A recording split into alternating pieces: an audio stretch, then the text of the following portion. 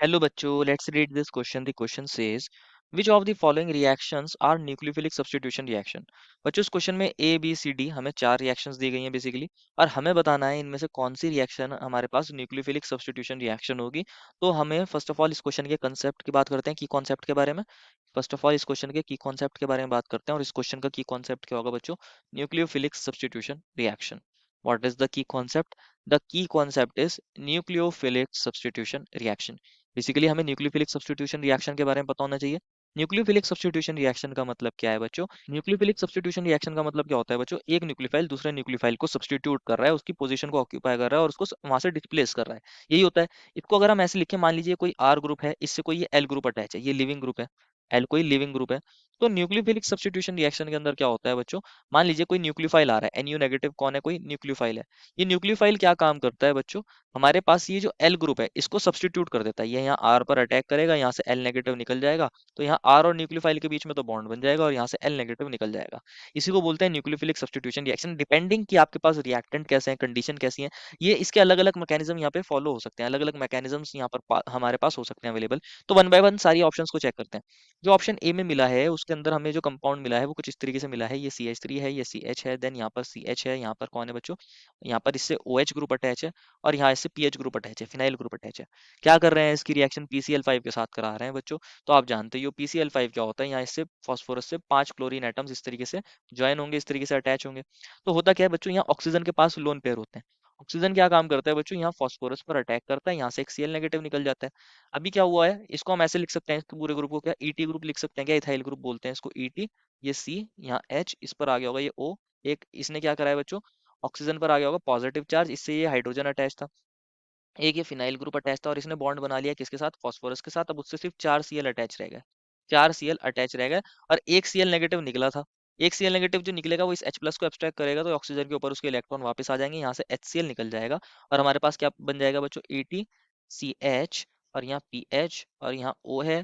यहाँ क्या है बच्चों? इस ऑक्सीजन से अटैच, इसके पास इसके इलेक्ट्रॉन पेयर वापस आ गए, यहाँ फास्फोरस है, और इससे ये 4 Cl एटम अभी भी अटैच है। ऐसे लिख सकते हैं क्या? यहाँ फास्फोरस के ऊपर उसके लोन पेयर वापस आ गए। अभी हमने एक दिखाया, एक्चुअल में दो होते हैं यहाँ पे। अब क्या होगा? ये अपने इलेक्ट्रॉन यहाँ पर दे, और यहाँ से एक और Cl नेगेटिव निकल जाए।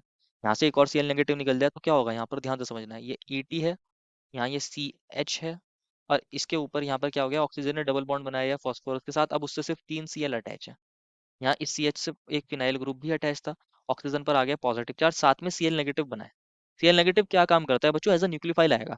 एज अ न्यूक्लियोफाइल आएगा, और यहाँ पर इस कार्बन पर अटैक करेगा, और ये ऑक्सीजन अपने दोनों इलेक्ट्रॉन लेकर यहाँ से निकल जाएगा।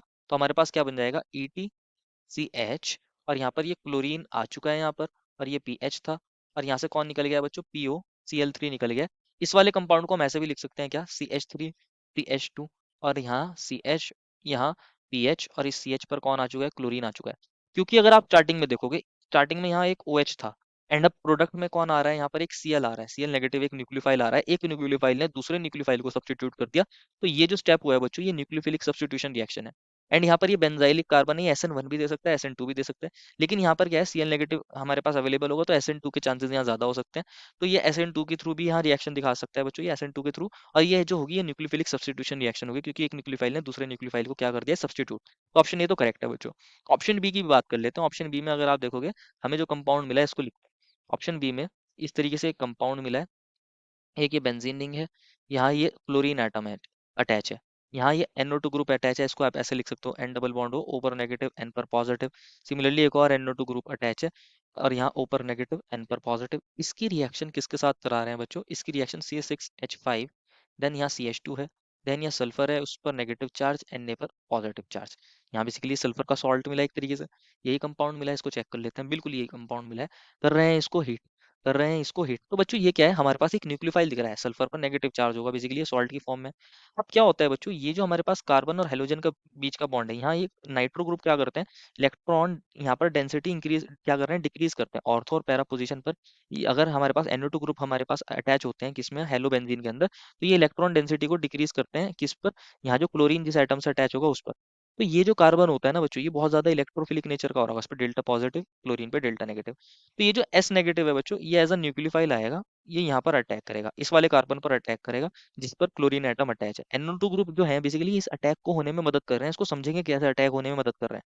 ये यहाँ पर अटैक करेगा, तो बच्चों यहाँ पर ये डबल बॉन्ड इधर जा सकता है, ये ओ पर नेगेटिव इस तरीके से भी जा सकता है। हम इसको ऐसे दिखा सकते हैं, Cl अटैच है, और यहाँ पर इस वाले NO2 ग्रुप को एज इट इज रहने दीजिए, ये N डबल बॉन्ड हो, ये O, N पर पॉजिटिव, O पर नेगेटिव, यहाँ ये double bond as it is, double bond as it is, यहाँ पर क्या है, N O नेगेटिव बन गया होगा, यहाँ पर भी O नेगेटिव बन गया होगा, N पर पॉजिटिव, ये डबल बॉन्ड, और यहाँ पर कौन आ गया है, सल्फर आ चुका है। सल्फर से कौन अटैच है, CH2 अटैच है, CH2 से कौन अटैच है, C6H5 अटैच है। तो इस तरीके से अटैच हो सकता है यहाँ पर। यहाँ पर क्या हो सकता है बच्चों, इसमें फर्दर रेजोनेंस भी हो सकता है, इसमें आप फर्दर रेजोनेंस भी दिखा सकते हो, ये इधर जाए, ये दूसरा वाला NO2 ग्रुप भी क्या कर रहा हो, इसकी हेल्प कर रहा हो, ये इधर जा सकता है, ये इधर जा सकता है, ये इधर जा सकता है, तो ऐसे भी दिखा सकते हो आप। यहाँ ये दूसरा NO2 ग्रुप भी तो इस रिएक्शन की होने में मदद कर रहा होगा, इसको आप ऐसे दिखाओगे कि यहाँ पर ये नेगेटिव चार्ज बच्चों जब यहाँ पर गया है, ऐसे गया है, तो यहाँ पर ये बॉन्ड इधर मूव हो सकता है, ये इधर मूव हो सकता है, एंड ऑक्सीजन पे नेगेटिव आ सकता है, इसको हम ऐसे भी दिखा सकते हैं। तो इसको रिप्रेजेंट करने का एक तरीका ऐसे भी हो सकता है कि यहाँ हमारे पास, यहाँ N डबल बॉन्ड O पर नेगेटिव, N पर पॉजिटिव, और हमारे पास यहाँ क्या हो गया होगा, N पर, यहाँ ये O नेगेटिव बन गया होगा, ये भी O नेगेटिव, यहाँ N पर पॉजिटिव है, ये डबल बॉन्ड, ये डबल बॉन्ड, ये डबल बॉन्ड था, यहाँ पर एक क्लोरीन एटम अटैच था, यहाँ पर कौन है, सल्फर आया है, सल्फर से CH2 अटैच है, CH2 से C6H5 ग्रुप अटैच है। इस तरीके से भी दिखा सकते हो आप। ये दोनों NO2 ग्रुप क्या कर रहे होंगे, इसकी अटैक, बेसिकली इस अटैक के होने में मदद कर रहे होंगे, इस अटैक के होने में मदद कर रहे होंगे। ये बेसिकली एक और रेजोनेटिंग स्ट्रक्चर है। अब क्या होगा, ये नेगेटिव चार्ज वापस इधर जाए, ये इधर जाए, ये इधर जाए, और यहाँ से Cl नेगेटिव निकल जाए, यहाँ से Cl नेगेटिव निकल जाए, तो हमारे पास ओवरऑल प्रोडक्ट क्या बन जाएगा, यहाँ पर सल्फर आ गया, सल्फर से CH2 अटैच है, CH2 से C6H5 अटैच है, यहाँ डबल बॉन्ड है, यहाँ डबल बॉन्ड है, यहाँ डबल बॉन्ड है, यहाँ NO2 ग्रुप अटैच है, यहाँ NO2 ग्रुप अटैच है। क्या हो रहा है, एक Cl नेगेटिव यहाँ से निकल गया होगा, जो Na प्लस के साथ मिल गया NaCl भी बना सकता है, तो सॉल्ट बना सकता है।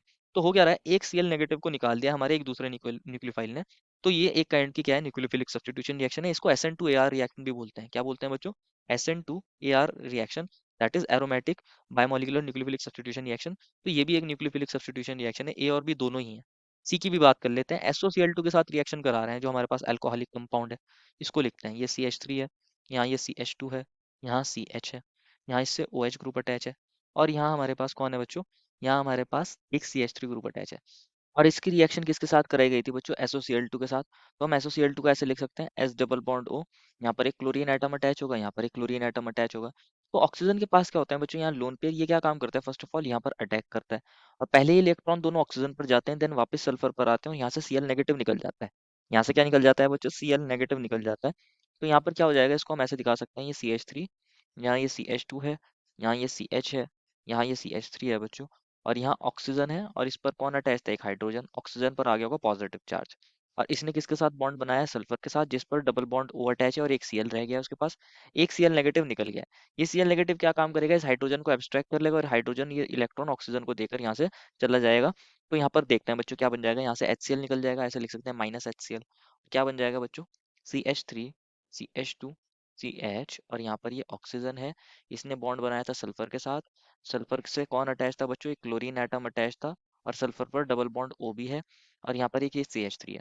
क्या होता है बच्चों, ये दोनों इलेक्ट्रॉन्स बच्चों यहाँ पर शिफ्ट होते हैं, यहाँ पर SO2 बनेगा, और जैसे ये S और ऑक्सीजन के बीच में डबल बॉन्ड बनेगा, यहाँ से Cl नेगेटिव निकल के इस पर अटैक कर देगा, तो यहाँ से क्या निकल जाएगा, SO2 गैस निकल जाएगी, और साथ में क्या बन जाएगा, यहाँ पर एक इंट्रामोलिकुलर अटैक हो गया है, CH3 CH2, और यहाँ CH, और यहाँ पर ये क्लोरीन आ गया है, और यहाँ ये CH3 आ गया है। तो ये हमारे पास क्या हो गया, सब्स्टिट्यूशन हो गया। पहले यहाँ पर OH ग्रुप था, OH की पोजीशन पर कौन आ चुका है, यहाँ पर एक दूसरा हमारे पास कौन आ गया है, न्यूक्लियोफाइल आ गया है, Cl नेगेटिव। तो ये भी न्यूक्लियोफिलिक सब्स्टिट्यूशन रिएक्शन है, SNI मैकेनिज्म भी बोल देते हैं इसको। तो ऑप्शन सी भी बच्चों क्या है, न्यूक्लियोफिलिक सब्स्टिट्यूशन रिएक्शन का एग्जांपल है। ऑप्शन डी की भी बात कर लेते हैं, जो ऑप्शन डी में हमें कंपाउंड मिला है उसको बात करते हैं। ऑप्शन डी में हमें इस तरीके से एक साइक्लोहेक्सेन कंपाउंड मिला है, और यहाँ पर कौन है बच्चों, यहाँ पर इसकी रिएक्शन ये OH है, और इसकी रिएक्शन HI के साथ करा रहे हैं। जब आप HI के साथ इसकी रिएक्शन कराते हो ना, बेसिकली बच्चों HI क्या होता है, एसिड होता है। क्या होता है बच्चों, HI एसिड होता है। और एच आई किसके सोर्स होता है, H प्लस आई नेगेटिव। ऑक्सीजन के पास इलेक्ट्रॉन पेयर है, पहले ये H प्लस को एब्स्ट्रैक्ट करेगा और किसके अंदर कन्वर्ट हो जाएगा, यहाँ बेसिकली ये OH2 पॉजिटिव के अंदर कन्वर्ट हो जाएगा। अब ये OH2 पॉजिटिव एक अच्छा लिविंग ग्रुप है, तो पहले यहाँ से वाटर निकलता है, यहाँ से H2 निकलता है, तो यहाँ पर एक क्या बन जाएगा, एक टर्शियरी कार्बोकेटायन बन जाएगा और यहाँ पॉजिटिव चार्ज आ जाएगा। टर्शियरी कार्बोकेटायन बहुत ज्यादा स्टेबल होते हैं, इसलिए यहाँ पर SN1 मैकेनिज्म फॉलो होता है, देन आई नेगेटिव आएगा और यहाँ पर क्या करेगा, यहाँ पर आई यहाँ पर आके बॉन्ड बना लेगा कार्बन के साथ। तो यहाँ जनरली SN1 मैकेनिज्म हो जाएगा, क्योंकि यहाँ कार्बोकेटायन टर्शियरी बन सकता है जो स्टेबल है, तो होती यहाँ पर भी न्यूक्लियोफिलिक सब्स्टिट्यूशन रिएक्शन है। तो चारों ही option A B C D ऐसे हैं जहाँ पर न्यूक्लियोफिलिक सब्स्टिट्यूशन रिएक्शन देखने को मिलेगी। Therefore final answer is option number A B C and D। I hope you understood it well and best of luck.